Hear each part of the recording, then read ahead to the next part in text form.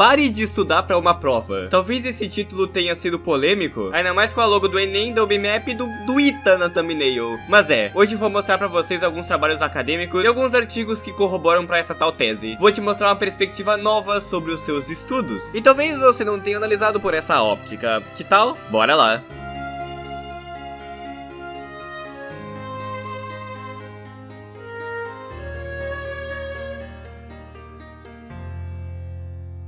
Imagina que você tá na escola e você tem uma amiga chamada Suzana Herculano, porque os pais dela eram muito fãs da Suzana Herculano, uma neurocientista brasileira, caso vocês não saibam. E aí ela aparece lendo um livro sobre neurociências. Mas você conhece a singela Suzana, sabe que ela não participa de nenhuma atividade que se relaciona com isso, muito menos o conteúdo da aula de biologia indica isso. É de se imaginar então que ela tá lendo porque ela quer. Ela pegou o livro sobre cérebros na biblioteca ou simplesmente comprou. Ela tá querendo entender o funcionamento de sistemas orgânicos. Mas agora bora imaginar que o contexto é totalmente diferente. Agora vocês estão em uma outra realidade. Uma realidade em que vocês estão tendo uma aula de biologia sobre sistema nervoso central. Chega então o professor Eric Kandel na sala. Vamos falar sobre encéfalo humano, ele diz. E fala também que pro próximo trabalho os alunos vão ter que ler um livro. Na semana seguinte você chega na sala de aula e vê exatamente a mesma cena. Suzana Herculano tá lendo exatamente o mesmo livro. Aqui você poderia presumir que, claro, ela tá lendo porque é obrigatório. E claro, ela precisa de nota na matéria. Bora dar uma analisada nesses dois casos?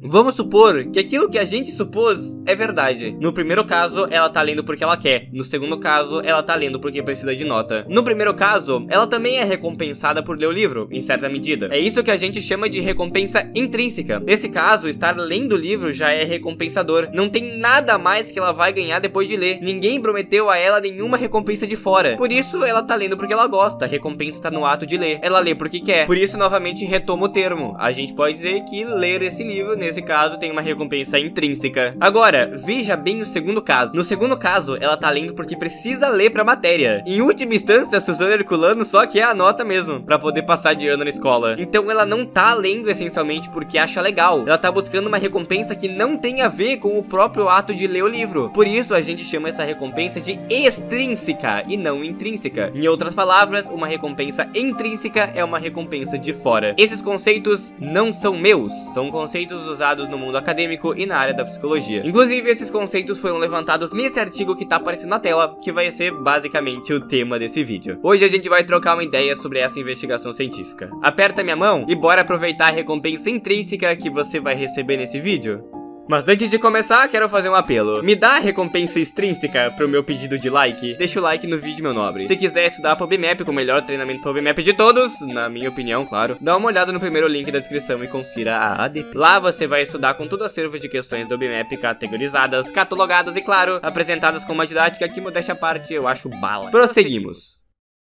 Lapps, Green e Nisbet começam um artigo conceituando os tipos de recompensa que eu mencionei, linkando com um conceito bem interessante. Um conceito que se chama Over-Justification Hypothesis, ou em português, hipótese da sobrejustificação. Essa ideia é bem simples, e fica ainda melhor de entender quando se fala de um outro estudo. Edward Deci, em 1971, decidiu dividir alguns indivíduos em alguns grupos. O primeiro grupo de pessoas ia resolver um puzzle, e não ia receber absolutamente nada por resolver o puzzle. O segundo grupo seria o contrário, receberia dinheiro, grana. Então veja só, o mesmo puzzle, um jogo, foi repassado para os dois grupos, mas apenas um foi recompensado. Veja que nesse caso, jogar o jogo por jogar seria a recompensa intrínseca, jogar o jogo pelo dinheiro seria a recompensa extrínseca. Enquanto os grupos estavam resolvendo o puzzle, uma pausa foi realizada. Agora eles não precisavam mais fazer isso. Poderiam fazer outras coisas durante a pausa, mas eles poderiam usar a pausa, obviamente, para continuar resolvendo o puzzle. Notou-se com esse experimento que o grupo que tinha uma recompensa extrínseca apresentou menos interesse em realizar o puzzle do que quando comparados com o povo da intrínseca. Interessante, né? Isso é a Over-Justification Hypothesis.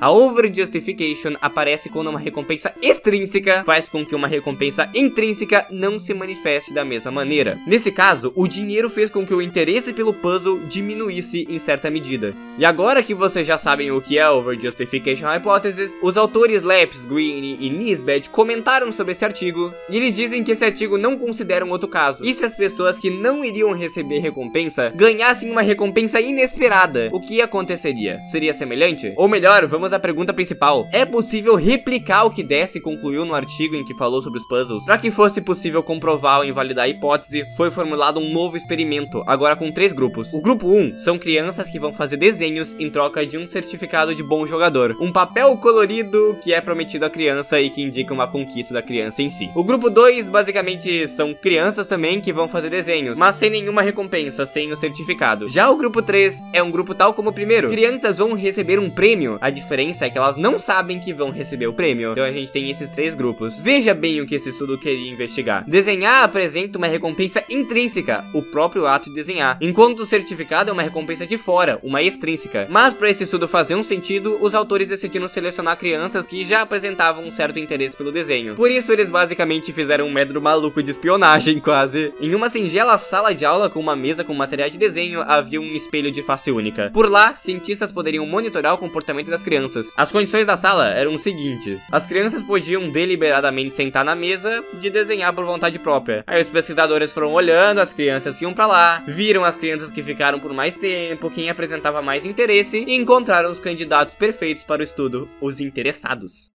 Após a seleção, a segunda etapa do estudo poderia começar. Um pesquisador chegava na sala e ia de encontro com as crianças. Oi, eu gostaria que vocês utilizassem canetinhas mágicas para fazer um desenho para uma pessoa especial. Querem fazer isso? Foi o que foi dito para os participantes. Mas algumas crianças receberam suas informações extras sobre o certificado que ganhariam. As crianças, sob olhares de mais de um pesquisador, fizeram os desenhos. E depois, algumas naturalmente receberam a sua premiação. Depois de tratar os dados, os pesquisadores chegaram a algumas conclusões muito interessantes. Veja bem essa tabela. Essa tabela é um resumo do que foi obtido. Esses 3 valores abaixo do símbolo de porcentagem indicam a proporção de tempo que as crianças gastaram no desenho, de maneira simplificada. E veja que interessante, o grupo Expected Award, de recompensa esperada, tem um valor muito menor do que aquele que não teve nenhuma recompensa. Praticamente, o grupo No Award, sem recompensa, tem um valor que indica interesse na atividade 2 vezes maior. Em síntese, quando tinha uma recompensa atribuída ao caráter de desenhar, e se sabia que ia obtê-la, o ato de desenhar não era tão recompensante quanto se não tivesse nada. O interesse é diferente. Crianças que sabiam da recompensa extrínseca ficaram proporcionalmente menos tempo engajadas na atividade, e o interesse em certo ponto passou a diminuir. Enquanto no caso de quem não sabia que ia receber uma recompensa, foi aumentando, cara. Bem, não em todos os casos, mas ele de fato não diminuiu como no grupo de recompensa esperada. Cara, isso é muito interessante. Já já eu vou debater melhor o que isso significa pra você. Outra conclusão interessante veio dos próprios desenhos. Os pesquisadores, claro, guardaram os desenhos dos grupos de crianças. E olha que legal, os que sabiam que iam ganhar uma recompensa extrínseca simplesmente tinham desenhos de qualidade inferior. Não era tão bem feito quanto o desenho dos outros. E olha que legal, aparentemente a Overjustification Hypothesis que a gente falou antes ganhou força. Depois disso, soube-se que realmente, nesse caso, a Overjustification aparece quando uma recompensa extrínseca faz com que uma recompensa intrínseca não se manifeste da mesma maneira.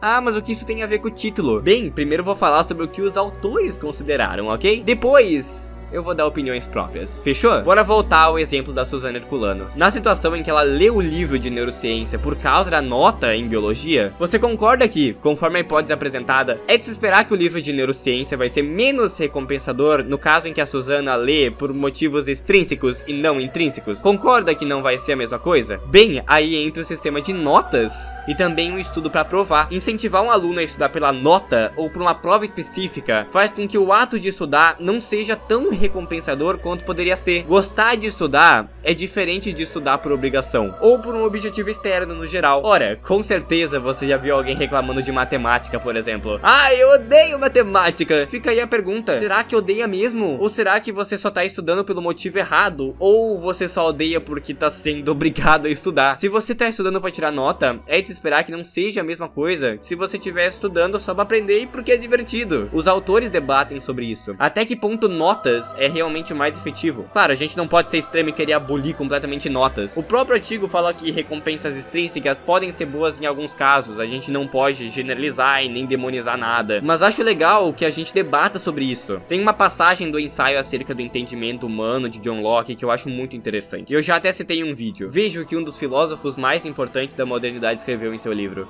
Trata-se, portanto, leitor, do entretenimento de quem liberou seus próprios pensamentos e os foi registrando à medida que escrevia, não lhe cabendo invejar-me, pois lhe ofereço oportunidade para divertimento semelhante, se à medida que eu for lendo recorrer a seus próprios pensamentos. Aqui a gente pode ver John Locke, um dos maiores filósofos do século das luzes, tratando o conhecimento como um entretenimento. Ele não tá criando sua teoria filosófica porque precisa fazer uma dissertação de mestrado, tese de doutorado ou projeto de pesquisa, não! Ele só quer se divertir. Será que não vale a pena tomar Locke como exemplo? Será que não vale a pena estudar por estudar? Bem, a minha resposta é clara. Quando se estuda para uma prova, é uma coisa. Quando se estuda porque gosta de estudar, é outra coisa. E cá entre nós, é bem mais divertido. Eu quero deixar para você um dever de casa. Tente estudar alguma coisa só porque sim. Tem um monte de livro de divulgação científica por aí. Eu posso citar alguns de cabeça, sem precisar ir muito longe. O Behave, do Robert Sapolsky, em português Comporte-se, cara, um ótimo livro. A Vantagem Humana, da Suzana Herculano, majestosa cientista.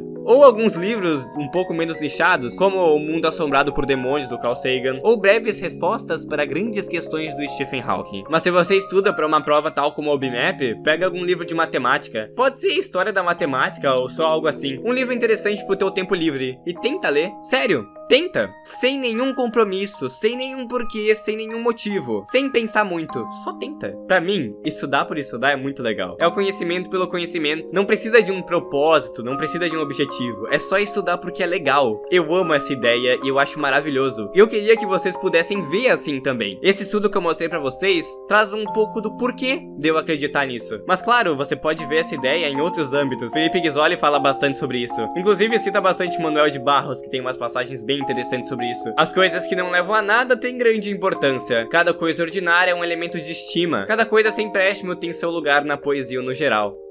Bem, Manuel de Barros, eu arrisco dizer que até para além da poesia.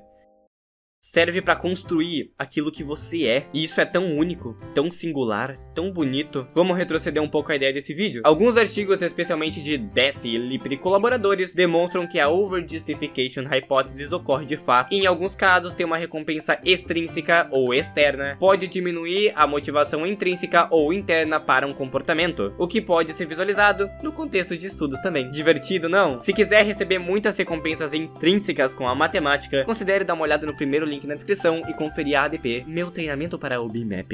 Claro, eu tive que colocar um merchan no final, não me seguro, vocês me perdoem. É que eu preciso pagar aluguel, né? E pagar o editor. O editor é muito bom, valeu editor. Beijinho no coração de todo mundo e tchau, tchau.